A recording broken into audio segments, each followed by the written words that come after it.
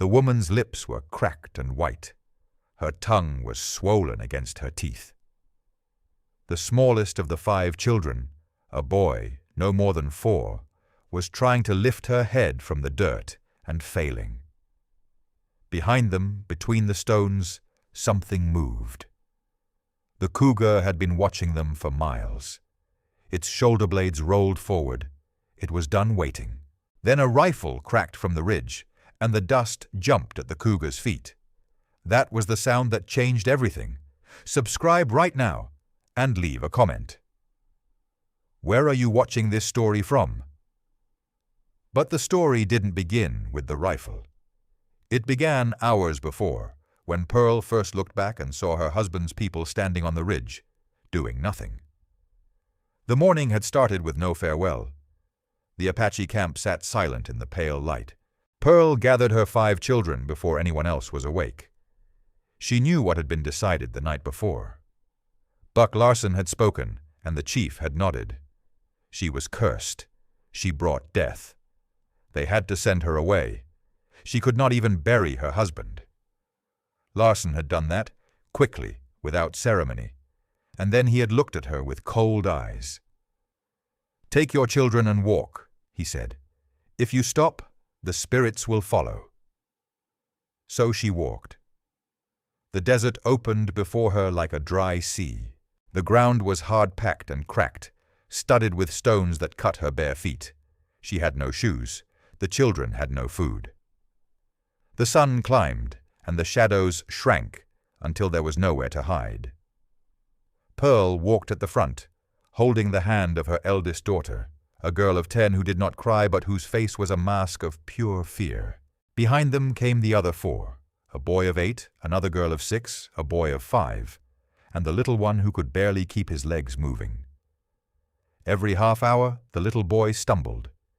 Each time, the older boy caught him and pushed him forward without a word. They had learned not to ask questions.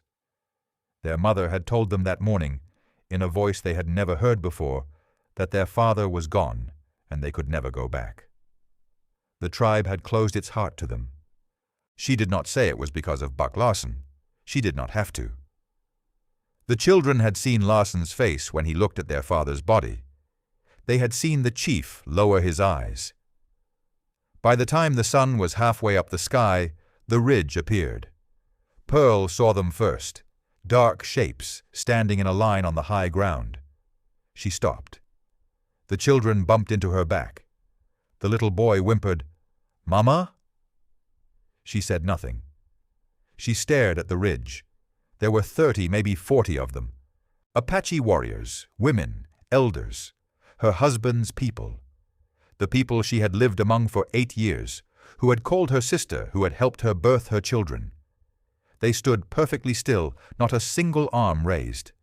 Not one voice called down to her. They were watching her walk into the desert, watching her die. The eldest daughter pulled at Pearl's hand. "Why are they just standing there?" Pearl swallowed. Her throat was paper. "Because they are afraid." "Of us?" "Of him." She didn't say the name. She didn't need to. The girl's eyes hardened. She had seen what Buck Larson could do. She had seen her father on the ground with Larson's boot on his neck. Pearl started walking again. She did not look back at the ridge. If she looked back, she would fall apart, and if she fell apart, the children would die. So she fixed her eyes on the far mesa and kept moving. The sun hammered them. The heat came up through the ground and into their bones. The 6-year-old girl began to sob quietly, her small voice rasping in the dead air. The boy of 8 kept his hand on her shoulder, but he couldn't speak. His lips were starting to swell. The little one, the 4-year-old, was the first to go quiet. Not sleeping, but slipping into a daze that scared the others more than his crying ever had. Pearl's feet left red prints on the rocks. She stopped feeling the cuts after a while. She felt only the weight of her own body and the slow, heavy beat of her heart. She had not eaten in 2 days. She had not drunk water since the morning before. Her milk had dried up months ago, but her body still remembered how to feed a child, and the absence of that felt like a second death. The ridge stayed in view behind them for a long time. The tribe did not move. They stood like carved wood, their silhouettes sharp against the sky.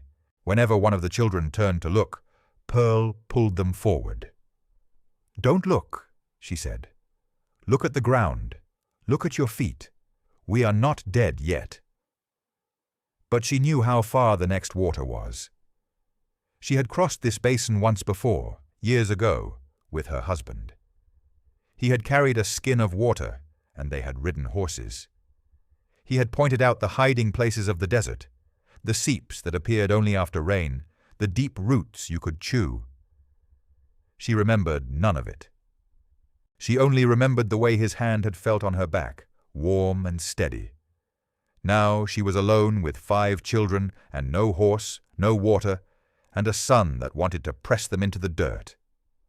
Around noon, the little boy collapsed.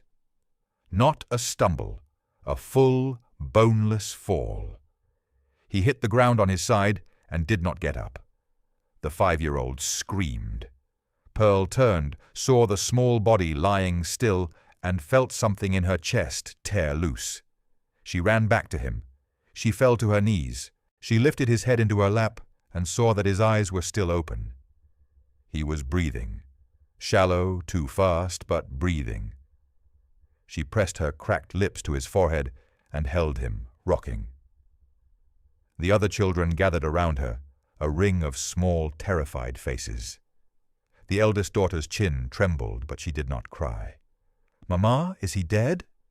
"No," Pearl said. "He is not dead." She looked up at the ridge one last time. The tribe was still there, watching. She could just make out the shape of Chief Naiche at the front, his headdress, his old stooped shoulders. Next to him, she thought she saw the bulk of Buck Larson. He would be smiling. He would be watching his work unfold. Pearl opened her mouth. She tried to call out. The sound that came was a dry rasp. No words, just air. The children began to cry. Not loud. They were too weak for loud, but thin, airy sounds that the desert swallowed almost as soon as they left their mouths. The eldest girl knelt beside her mother and put her arms around the little boy. The 8-year-old boy stood facing the ridge, his fists clenched, his eyes burning with a hate a child should never know. Then the 6-year-old, who had been staring at something behind them, made a small, choked noise. Not a sob. A gasp. The eldest girl looked up. Her face went white. The cougar had been watching them for miles. It had followed their scent from the foothills, waiting for the weak one to fall. Now it stood between 2 stones, not 40 feet away. Its ears were flat. Its tail twitched once. The little boy in Pearl's lap stirred and whimpered. The cougar's eyes flicked to him. Pearl saw it. She tried to push herself up, but her arms gave way. The children froze. The desert went silent. No wind, no bird, no sound, but the faint, thin whistle of the little boy's breathing. The cougar took a step forward. Its shoulder blades rolled under its hide. The tribe on the ridge did not move.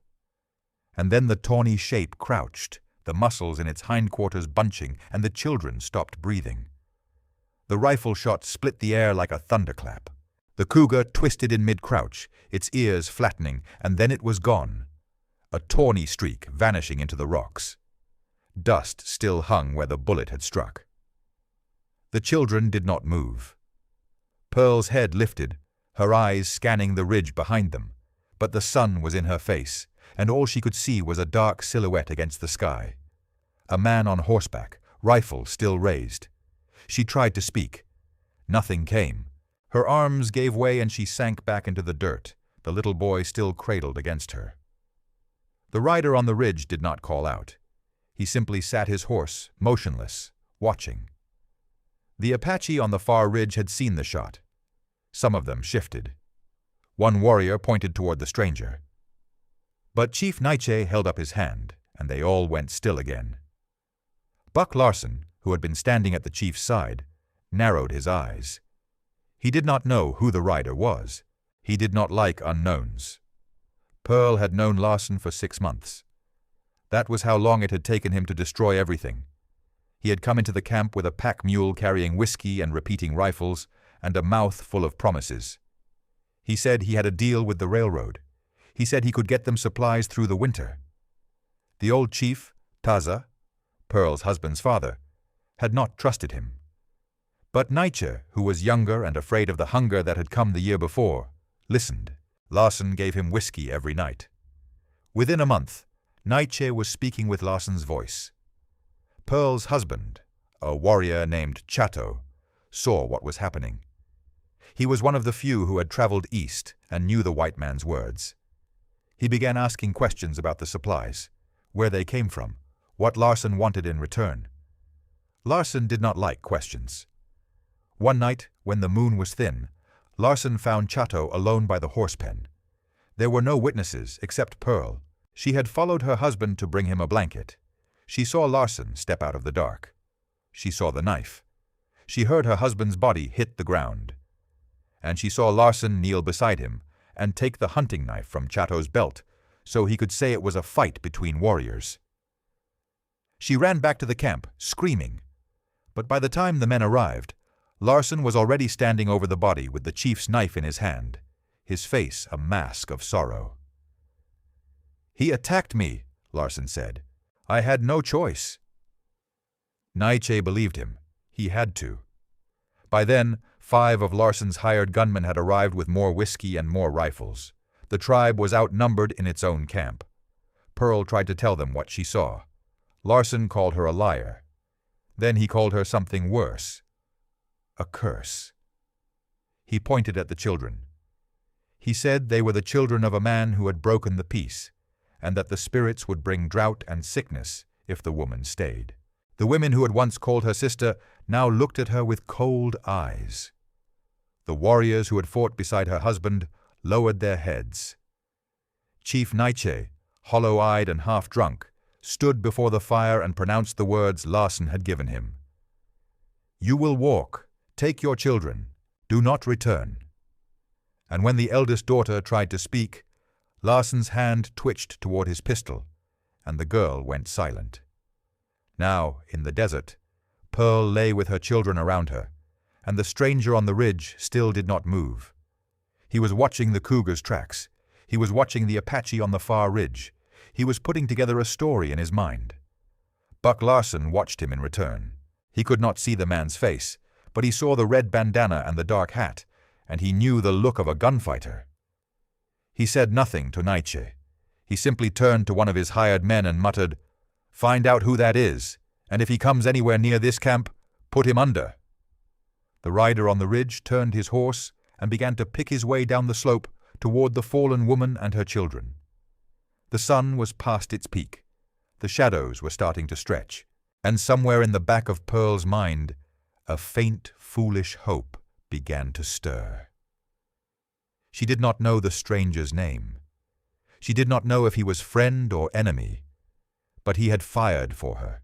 He had fired for her children, and that was more than anyone had done since the morning her husband died. The rider came down from the ridge slow, his horse picking its way between the stones. Pearl watched him through eyes that could barely focus. The children had gone still. Even the little boy in her lap had stopped whimpering, his breathing shallow but steady. The stranger did not call out to them.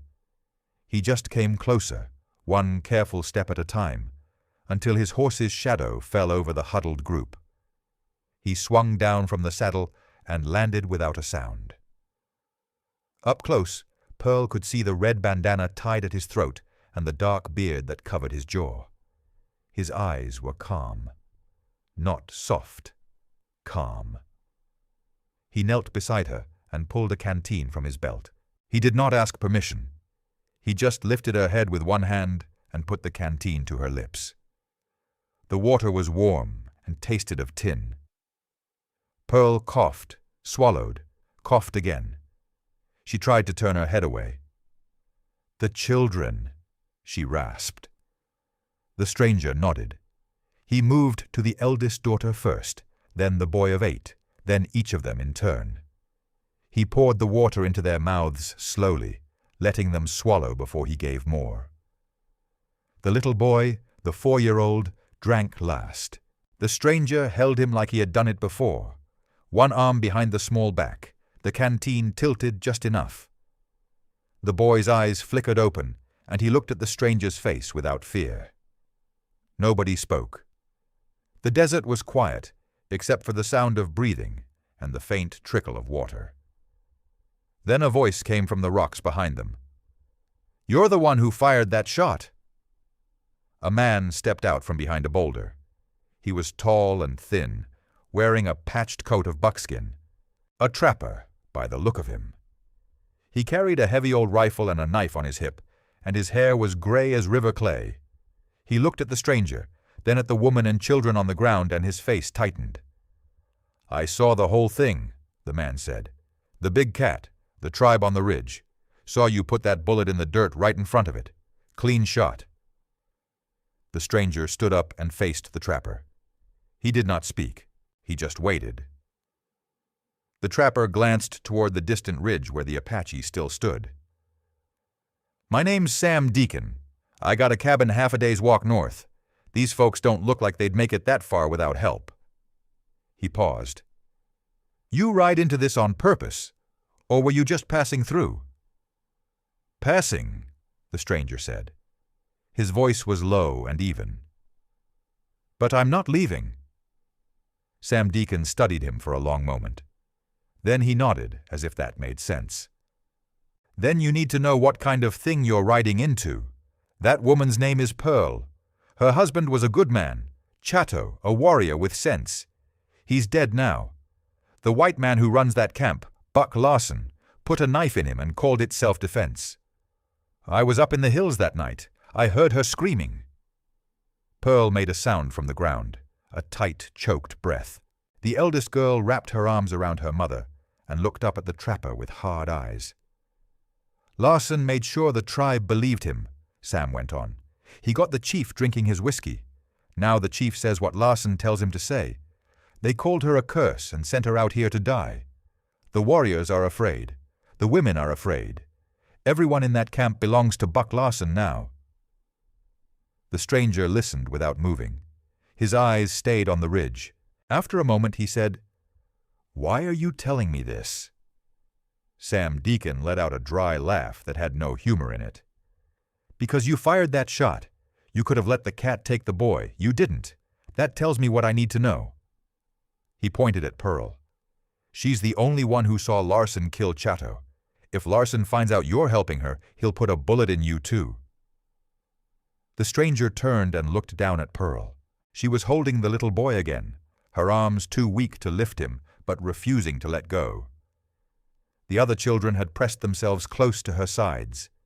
They were all looking at him now, the eldest girl with a question in her eyes, the boys with something closer to hope. He did not smile. He did not soften. But he knelt down again, and he spoke to the children this time.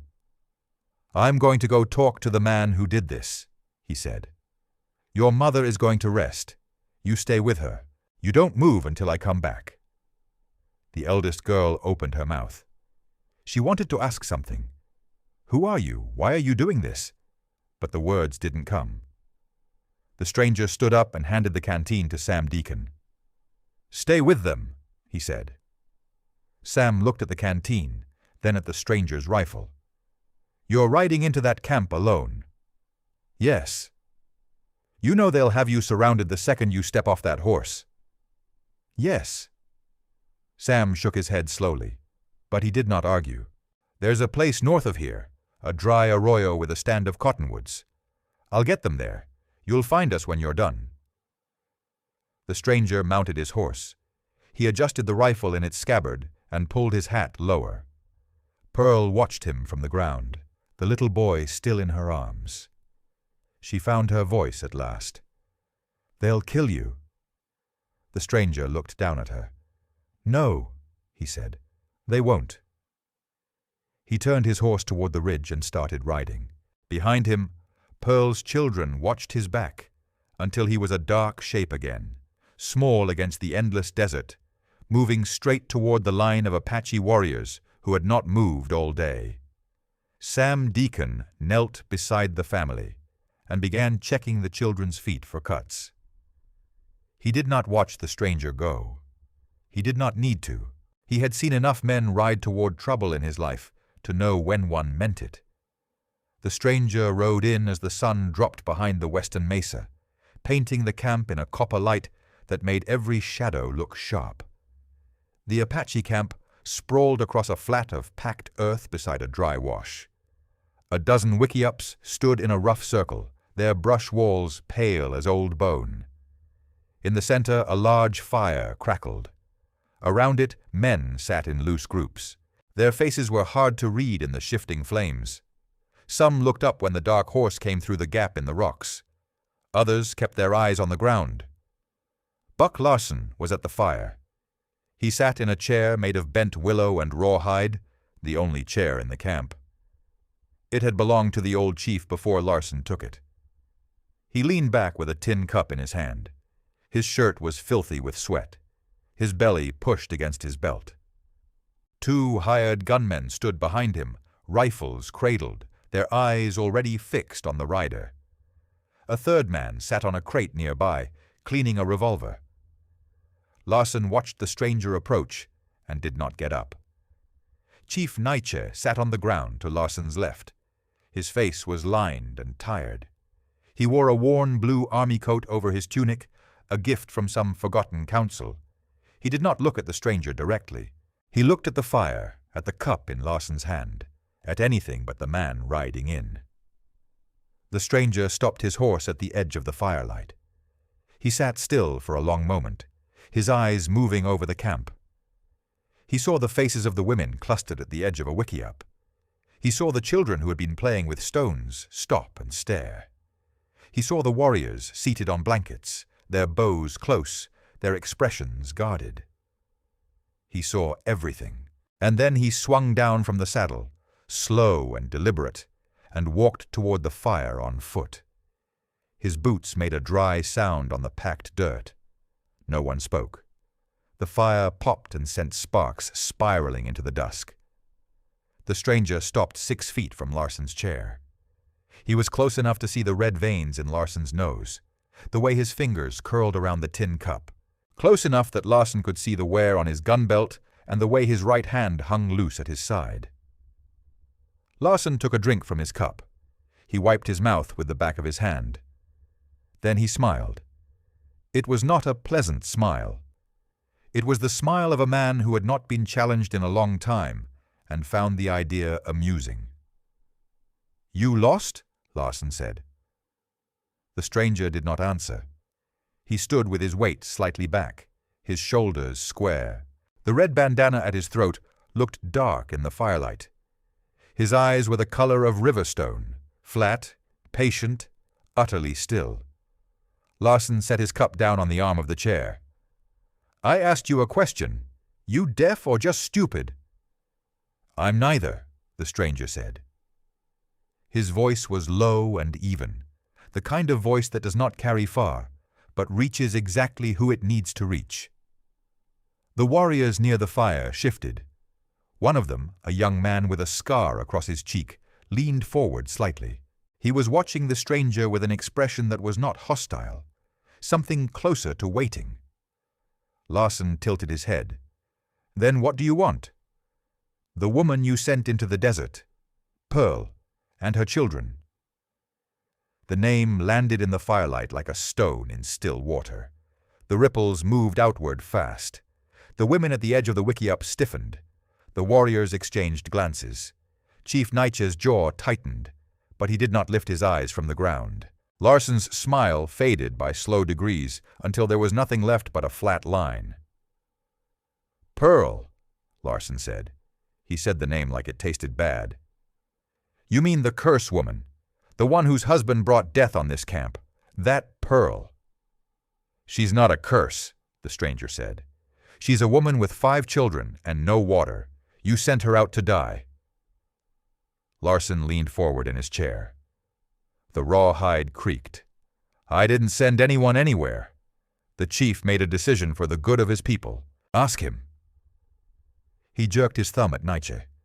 The old chief flinched, but he did not look up. The stranger did not look at him either. His eyes stayed on Larson. "I'm not asking him," the stranger said. "I'm telling you. Pack up whatever you've got here and leave. Tonight, the woman comes back, the children come back, and you go." For a moment, there was no sound but the fire. Then Larson laughed. It was a short, hard bark that echoed off the rocks. The gunman behind him grinned. The one on the crate stopped cleaning his revolver and looked up with new interest. "Who in the hell do you think you are?" Larson said. He pushed himself out of the chair. He was taller than the stranger, thicker in the chest and shoulders. He took a step forward, closing the distance until there was barely a yard of dirt between them. "You ride into my camp alone and tell me to leave. You got no badge. You got no posse. You got nothing but a red rag around your neck and a horse that needs shoeing." He raised his voice so the whole camp could hear. "You see this, Nietzsche? This is the kind of man who thinks he can tell the Apache what to do. Just another white man with a gun and a big mouth." Nietzsche did not answer. The warriors did not move. But the young man with the scar kept his eyes on the stranger. His hand rested on the ground beside his bow. Larson took another step forward. His chest was almost touching the stranger's vest now. His breath smelled of whiskey. "I'm going to give you one chance. Mount that horse and ride back the way you came. You don't come back. You don't talk about this again. You forget you ever saw that woman. Do that, and I'll let you live. Make a move, anything but getting on that horse, and my boys will put you in the ground." The two gunmen behind him raised their rifles. The man on the crate stood up, revolver in hand. From the shadows around the camp, 3 more men appeared. Hired guns, hard-faced, their hands on their pistols. The circle tightened. The warriors who had been sitting on their blankets rose to their feet. Bows were lifted, not drawn, but lifted. The message was clear. The stranger did not look at the guns. He did not look at the bows. He looked at Larson's eyes and nowhere else. And then he did something that made the whole camp go still.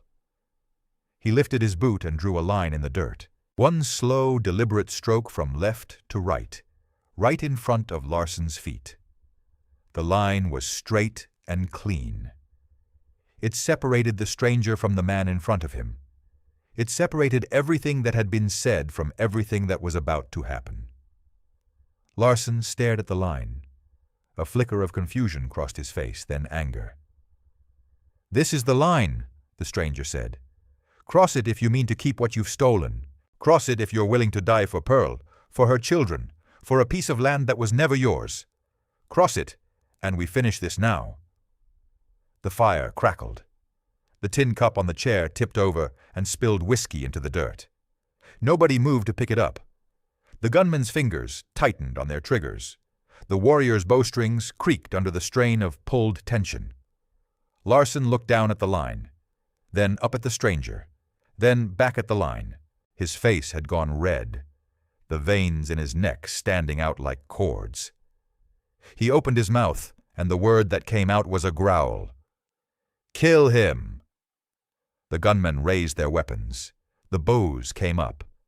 The camp erupted into motion, women pulling children back, warriors stepping forward, shouts rising into the night. The stranger still did not move. His hand had not gone to his pistol. His feet had not shifted. He stood on his side of the line, and his eyes never left Buck Larson's face. And that was when the sound came from the edge of the camp. A single voice cracking through the noise like a whip. "Wait!" Every head turned. Chief Nietzsche was on his feet.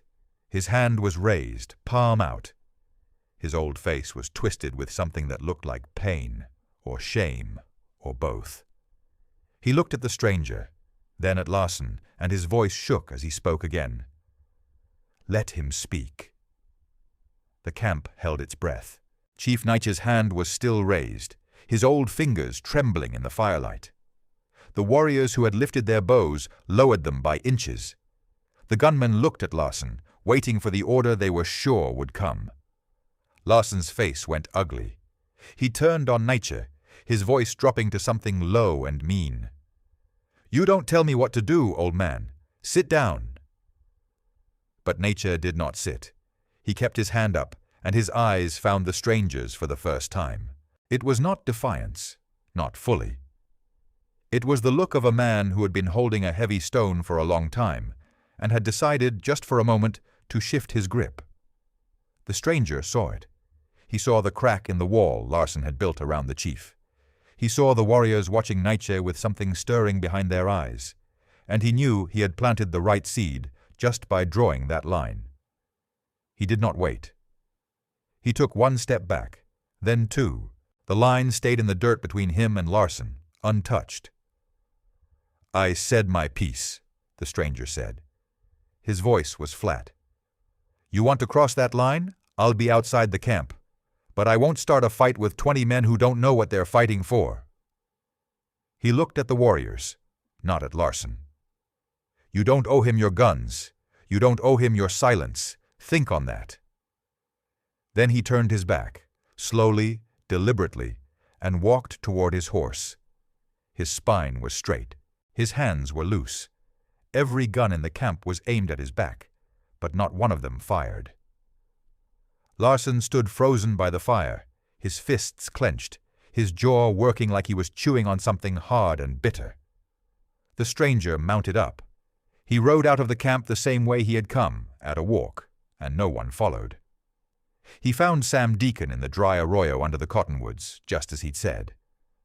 Pearl was sitting up against a tree root, her children sprawled around her in exhausted sleep. The little boy was curled in her lap. Sam had built a small fire and fed them strips of dried meat. When the stranger's horse came through the brush, Pearl's head came up fast, and the fear that had been banked in her eyes flared bright, then died when she saw it was him. "You came back," she said. The stranger swung down and handed his canteen to Sam. "We need to move. There's a cabin north of here. Sam knows the way." Pearl did not ask what had happened. She just looked at his face, at the dust on his clothes, the set of his mouth, and she understood. He had walked into the camp alone and walked out again. For her children. She pulled the little boy closer and nodded once. They traveled through the dark. Sam led the way with a lantern that threw long shadows on the rocks. Pearl carried the smallest boy, and the other children stumbled along behind, too tired to ask questions. The stranger rode at the back, his rifle across his saddle, his eyes on the desert behind them. Sam's cabin was a squat shape against a cliff face, built of pine logs and stone. It smelled of ash and old leather. Inside there was a single room with a stove and 3 bunks. Pearl laid her children on the bunks and covered them with a blanket that smelled of horse. Then she sat on the floor with her back against the wall, and for a long time she didn't move. The stranger stayed by the door, watching the darkness outside. Sam made coffee. No one spoke. Then, when the fire had died to coals, the stranger stood up. "I'm going back." Pearl's eyes opened. "Back? To the camp?" "At night. I need to hear what they say when no stranger's watching." She started to argue. He stopped her with a look. "You stay here. You keep your children close. I'll be back before dawn." He slipped out into the night without another word. The moon was thin and high. The stranger left his horse at the base of the ridge and climbed on foot, moving from shadow to shadow until he was above the camp. From his perch in the rocks, he could see the fire still burning and the shapes of men sitting around it. Larson's voice carried up clear. "So I put the knife in the old fool myself, right here, under the ribs. He didn't even make a sound. And now Naiche does what I'd tell him, and that land out there? It's signed over to the cattle company next week. The railroad's already paid me half." A murmur of laughter from the gunmen. The stranger watched. Then, at the edge of the firelight, he saw something else. A young warrior, the same one with the scar who had watched him so close, was on his knees. One of Larson's men stood over him. The warrior's lip was split and bleeding. "That's for questioning me today," Larson said. "Anyone else opens their mouth, they get worse. The woman is dead by now. Her brats, too. No one's left to talk. You hear me?" No one answered. The warrior on his knees stared at the dirt, and his silence was the loudest thing in the camp. The stranger marked it. He marked the warrior's face. He marked the way the other Apache did not meet Larson's eyes. And then he slipped back into the dark, his boots making no sound on the stone. The stranger came back to the cabin in the thin gray light before dawn. He moved through the door without a sound, but Pearl was already awake. She sat on the floor with her back against the wall, her eyes open and watchful. She did not ask where he had been. She just looked at the dust on his clothes and the fresh scratches on his hands from the rocks. "You heard something," she said. He nodded. He did not sit down. "Larson killed the old chief, the one before Nietzsche. He bragged about it to his men. I heard every word." Pearl's face did not change. She had already known, in the place where she kept the worst things. Her husband had suspected. That was why Larson put a knife in him, too. "He also said the land deal is almost done," the stranger went on. "The railroad paid him half. The rest comes when the tribe is moved off. You're the only one who saw what he did to your husband. That's why he sent you out there. Not because of a curse, because you're a witness." Sam Deacon stirred on his bunk. He sat up slow, his gray hair standing in every direction. "She's the only thing standing between Larson and a pile of money. That man won't stop until she's dead and her children with her." The stranger looked toward the window, where the sky was just starting to pale. "No," he said, "he won't." The first shot came an hour after sunrise. It hit the water barrel beside the cabin door and split it open. The water poured out in a dark sheet across the dirt. The second shot took the stranger's horse in the neck. The animal screamed once and dropped, and the sound of it woke the children in a chorus of crying. "Stay down," the stranger said. He was already at the window with his rifle. Outside, 5 riders had come up the draw, Larson's hired guns. They sat their horses in a loose line just beyond the range of a thrown rock. One of them had a smoking pistol in his hand. The shed behind the cabin burst into flame. Sam's winter hay went up with a roar, and the smoke billowed thick and black into the clean desert sky. A voice called out from the riders. It was the one with the pistol. "We got a message from Buck Larson.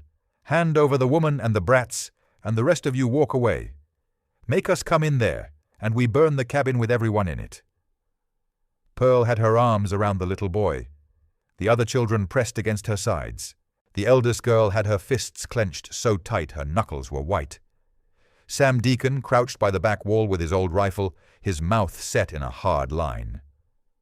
The stranger did not answer the rider. He aimed his rifle and put a bullet through the man's hat. The hat flew off and landed in the dirt. The man's horse reared, and the whole line of riders scrambled backward. "Next one goes through your chest," the stranger said. His voice was flat and calm, the same voice he had used at the fire. "Ride back and tell Larson that if he wants war, he'll get it, but not on his terms, on mine." The riders exchanged looks. They had not expected resistance. They had expected a woman, an old trapper, and maybe a single gunman who would fold under pressure. They fired a few wild shots into the cabin wall, splintering the pine logs, and then they wheeled their horses and rode off, dragging the hatless man behind them. The shed burned down to blackened poles. The stranger walked outside and stood over the body of his horse. He did not speak. He just looked at the animal for a long time, and then he went back inside. "They killed your horse," Pearl said. "I know." "They'll come back." "I know that too." He reloaded his rifle and sat down against the doorframe. The children had stopped crying. The little boy watched the stranger with wide, solemn eyes. The eldest girl came and stood in front of him. "Are you going to kill the man who killed my father?" she asked. The stranger looked at her. Her face was smudged with dirt and dried tears, but her chin was lifted. He did not lie to her. "Yes," he said, "I am." She nodded once and went back to her mother. The day passed slow. Sam Deacon patched the holes in the wall. Pearl fed the children the last of the dried meat. The stranger stayed by the door, watching the ridge. He did not eat. He did not sleep. He just watched, and his eyes never stopped moving. When the sun went down and the desert turned cold, a shape appeared at the edge of the cottonwoods, not on horseback, on foot, moving carefully like a man who did not want to be seen. The stranger raised his rifle, then lowered it. It was the young warrior with the scar. His lip was still split. Dried blood crusted his chin. His eyes were hollow, and his hands were empty. He stopped 10 feet from the cabin door and looked at the stranger. "I came alone," he said. His English was rough but clear. "Larson does not know." The stranger stepped outside. "You're the one who spoke against him, the one his man put on his knees." The warrior touched the cut on his lip. "My name is Takoda. I was a friend to Chato. I knew Pearl when she first came to our camp. I did not believe the curse, but I was afraid. We were all afraid." Pearl appeared in the doorway. She recognized him, and something in her face softened. "Takoda, you helped my husband train the horses." Takoda looked at the ground. "I did nothing when Larson killed him. I did nothing when they sent you away. I am ashamed." The stranger waited. He knew there was more. Takoda lifted his head. "Larson is going to sell our land. All of it, the whole basin. He has a paper from the cattle company. They will pay him in gold. He told Nietzsche it was a treaty to protect us. But I saw the paper. It says we must leave. All of us. Go north to a place with no water." Pearl's hand went to her mouth. The stranger's eyes narrowed. "Why does he need her dead?" the stranger asked. Takoda looked at Pearl. "Because you saw him kill Chato. You are the only witness. If you live, you can speak. The cattle company will not buy stolen land. They will not buy land with blood on it. Larson needs you silent. He will never stop hunting you." The stranger absorbed this in silence.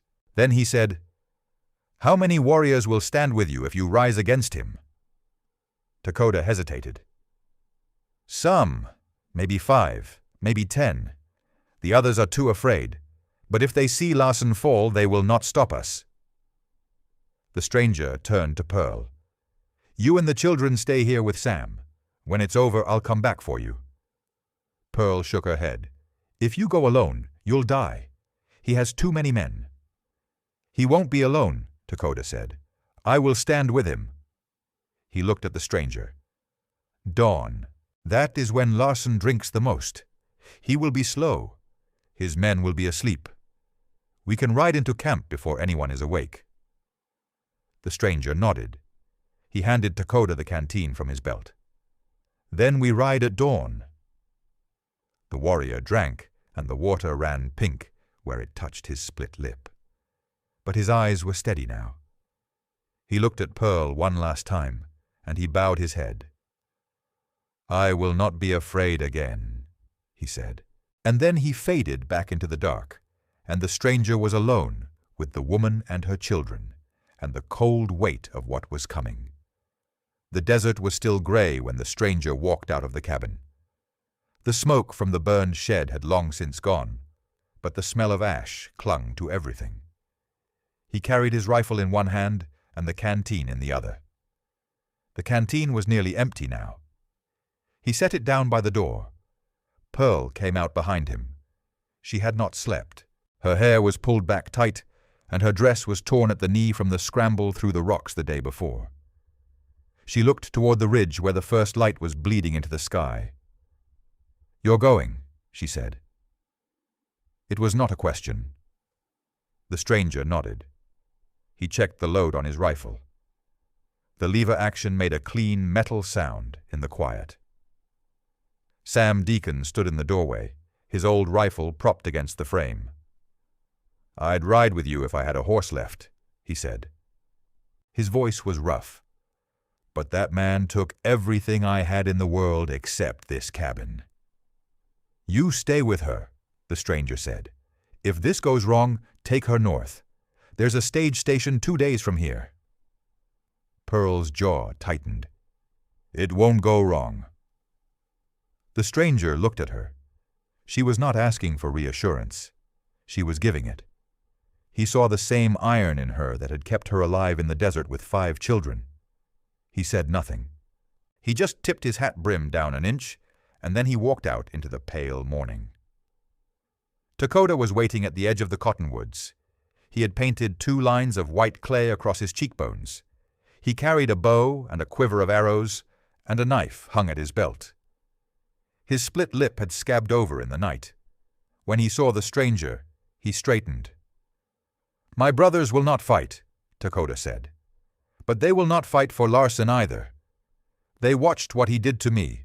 They know the truth now. When they see him fall, they will stand aside." "That's all I need," the stranger said. They walked toward the ridge. Dakota's moccasins made no sound on the rocks. The stranger's boots crunched the gravel in a steady rhythm. They climbed until they could see the Apache camp laid out below, still half in shadow. The fire had burned down to a red glow. The wickiups were dark lumps. A few dogs lay sleeping near the ashes. The chair where Larson had sat was empty now. His men were sprawled on blankets near the supply wagon, their rifles stacked against a crate. Larson himself was sitting on a rock by the chief's shelter. Even from the ridge, the stranger could see the whiskey jug propped against his knee. His head was heavy. He had been drinking since the night before. One of his gunmen, the one who had shot the water barrel, was asleep with his mouth open. Dakota pointed. "The chief's wickiup is the one with the blue blanket hanging. Naiche is inside. He does not sleep well anymore." The stranger took one last look. Then he started down the slope. He did not try to hide his approach. He walked straight into the camp, his boots loud on the packed earth. Dakota walked at his left shoulder.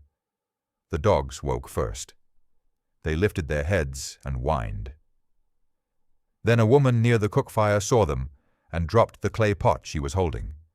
It shattered on the stones. The sound cut through the camp like a gunshot.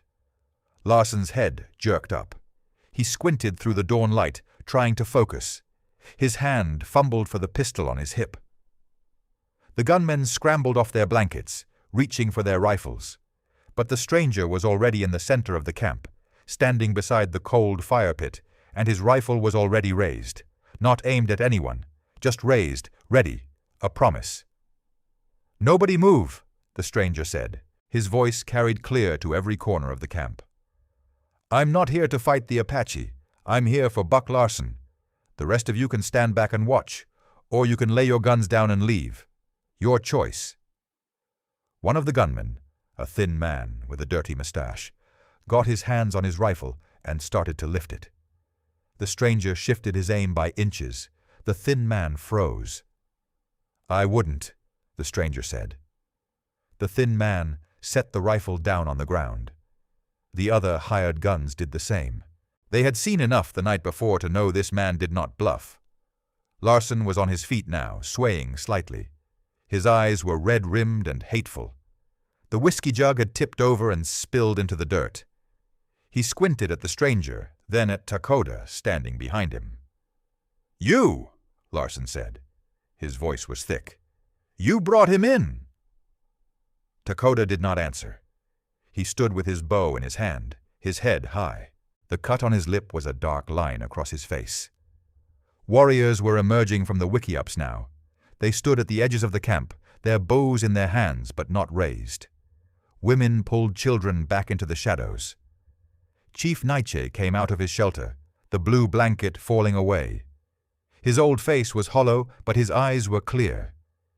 He looked at the stranger, then at Larson, then at the rifle in the stranger's hands. He did not move to interfere. The stranger took 3 steps closer to Larson. The distance between them shrank until they were standing almost where they had stood the night before. The line he had drawn in the dirt was gone now, trampled by the morning's activity, but the boundary was still there. Everyone felt it. "You killed the old chief," the stranger said. His voice was loud enough for the whole camp to hear. "You put a knife in him and blamed it on sickness. Then you put your own puppet in his place." He looked at Nietzsche. "This man murdered your chief, the father of your people. He told his men about it last night. I heard him. I was in the rocks above the camp, and I heard every word he said." A murmur ran through the warriors. Faces turned toward Nietzsche. The old chief's hands clenched at his sides. He did not speak, but something shifted in his expression, something that had been buried for a long time. Larson's face went white under the sunburn. "That's a lie. You got no proof." "I don't need proof," the stranger said. "I was there. I heard you. And I'm not the only one. Takoda heard you too. He was on his knees with your boot on his neck, but he heard everything.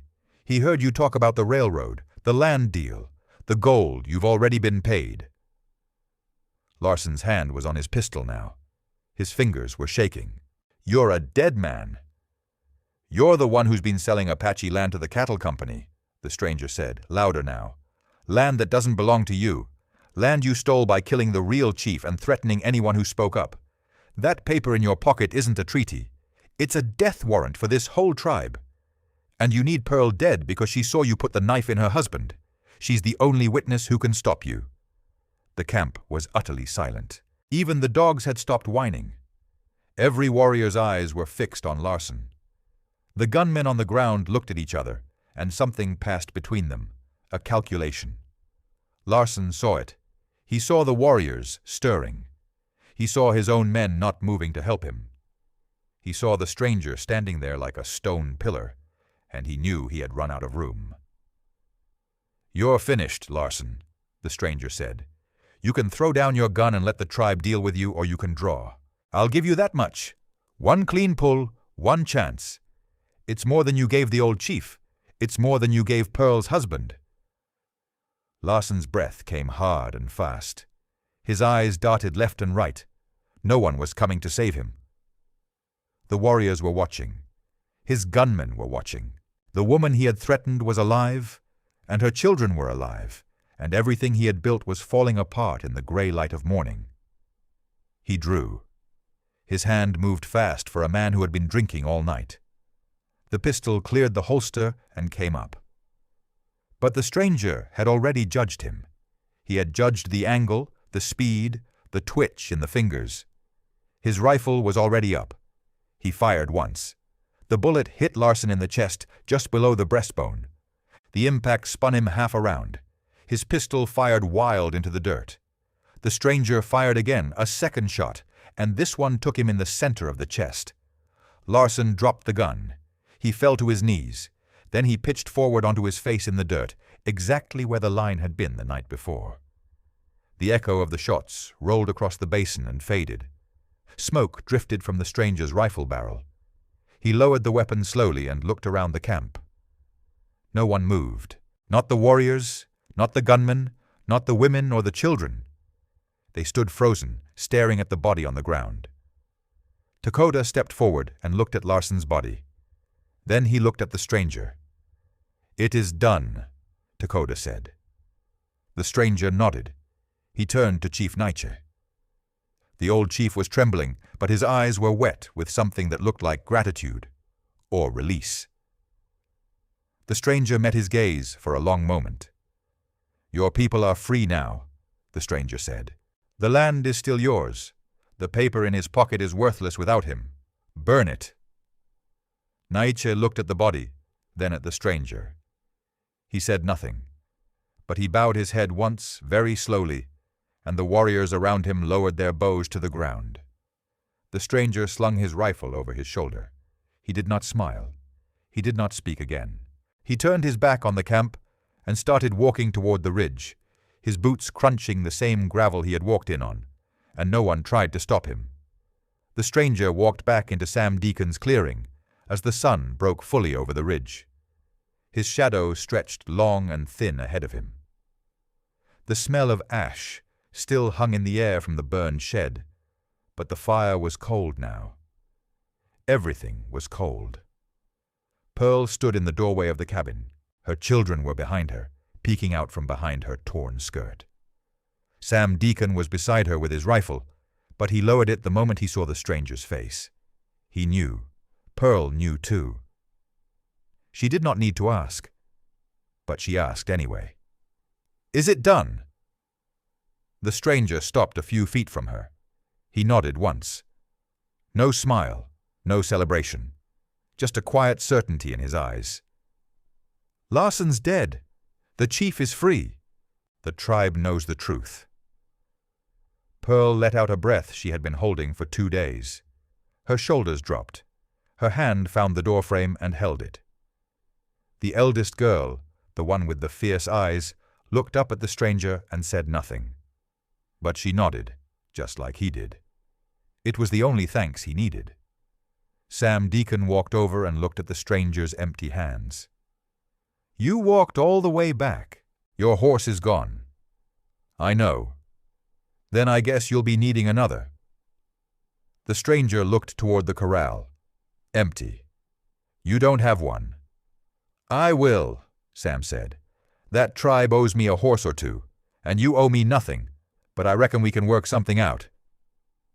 He smiled, the first real smile any of them had seen. An hour later, Chief Nietzsche came. He did not ride into the clearing with a war party. He walked in alone, an old man in a blanket, his head bare. He carried a scrap of burned paper in his hand. The land deal. The thing Larson had signed over to the cattle company. Nietzsche held it out to the stranger. "We burned it," the chief said. His voice was rough, like stones grinding together. "The land is ours again. The cattlemen will not come. We are free." The stranger took the paper and looked at the charred edges. "Good." Nietzsche turned to Pearl. His eyes were heavy with shame. He lowered his head to her. "I did not protect you. I was weak. I let a snake coil around my heart. Your husband was my friend, and I let him die. I let you and your children be sent into the desert. I can never undo that." Pearl looked at the old chief. Her face was still, but her eyes glistened. "No," she said. "You can't." Nietzsche straightened. "I came to offer you a place. Your husband's lodge is still there. The people will welcome you. I will make sure of it. You and your children will never want for anything again." Pearl looked at her children. They were clustered around her now, all 5 of them, dusty and thin and tired. The little boy held her hand. The eldest girl watched the chief with a hard, unblinking stare. Pearl looked at the stranger, then back at Nietzsche. "I can't go back," she said. "That place has too many ghosts. My husband's blood is in that dirt. I need to start new, somewhere else, somewhere my children can forget." Nietzsche did not argue. He nodded slowly. "Then the tribe will give you what you need for the journey. Horses, food, blankets. It is the least we can do." "That would be a kindness," Pearl said. 2 horses were brought before noon. Strong Apache ponies with steady eyes. One carried supplies. The other was for Pearl and her smallest boy. Sam Deacon was given 3 good horses to replace the ones Larson's men had killed. He ran his hand over their necks and looked at the stranger. "I'll be all right," Sam said. "You take care of them." The stranger nodded. He turned to Pearl and her children. "We're walking to the stagecoach station, 2 days north." "I know the way," Pearl said. "I walked it once before, a long time ago." They left at midday. The desert was hot, but not brutal. The stranger walked at the front, his rifle across his shoulder, his red bandana bright against the pale dust. Pearl rode the pony with the little boy in front of her. The other children walked behind, their small legs keeping up better than anyone expected. The eldest girl walked beside the stranger for a while, saying nothing. Then she reached up and took his hand. He did not pull away. They camped that night under a shelf of red rock. The stranger built a fire and shared the last of his dried meat. The children ate, then fell asleep in a pile like puppies. Pearl sat across the fire from the stranger. "You never told me your name," she said. "No," he said. "I didn't." She did not ask again. She just looked at the fire and then at her children. "What do I tell them, when they're older, when they ask who saved us?" "Tell them it was their mother," the stranger said. "You kept them alive. I just showed up." Pearl's eyes filled, but she did not cry. She had not cried since the day her husband died. She just nodded and lay down beside her children. On the second day, they reached the stagecoach station. It was a dusty building with a corral and a water trough and a sign that read, "Sheila River Stage Line." The station master was a wiry man with a gray beard who came out squinting. "We need tickets," Pearl said. "For me and my children. There's a town 2 days east. I have a sister there." The station master looked at the stranger, at the red bandana, at the rifle. He did not ask questions. "Stage leaves at dawn. $6 for all of you." The stranger reached into his belt and pulled out a small leather pouch. He counted out the coins and set them on the counter. The station master scooped them up. The children crowded around the water trough. The little boy splashed his face and laughed. It was the first laugh any of them had heard in days. The stranger stood at the edge of the station yard, looking west. Pearl came and stood beside him. "You're not coming with us," she said. "No." "Where will you go?" "West. There's always another town." She looked at his face, the tired lines around his eyes. "You could stay, just for a while. The children would like that." He did not answer. He just kept looking at the horizon. The stagecoach was being loaded when the little boy came running over. He was the youngest, the one Pearl had carried through the desert. He stopped in front of the stranger and looked up at him. His face was clean now, scrubbed at the trough, and his eyes were bright. "Are you staying with us?" he asked. The stranger looked down at the boy. Then he knelt in the dust so they were eye to eye. He took off his hat and set it on the boy's head. It was too big. It covered his ears. The boy grinned. "I'm not," the stranger said. "But you need to remember something. Your family isn't 5 anymore. It's 6. Your ma, you, your brothers and sisters, and one more. Someone who'll always be watching. Now we're 6. He tapped the boy's chest, right over his heart. Then he took his hat back, stood up, and turned to the station master. "Sell me a horse," he said. 20 minutes later, he rode out. The horse was a solid brown mare, nothing fancy. He sat easy in the saddle, his rifle across his lap. The children stood by the stagecoach and watched him go. Pearl raised her hand once, a single wave. He did not look back. But just before he disappeared over the ridge, he lifted his hat. One tip, one silent goodbye. Then he was gone, and only the dust remained. The stagecoach rolled east as the sun climbed. Pearl held her youngest on her lap. The eldest girl stared out the window at the desert, and something in her face had changed. It was harder now. But it was also hopeful, and long after the stranger had vanished into the west, his words stayed with them. Now we're 6, a family, unbroken. If this story moved you, subscribe to the channel, leave a like, and share it with someone who needs to hear this today. Your support is what brings these stories to more people.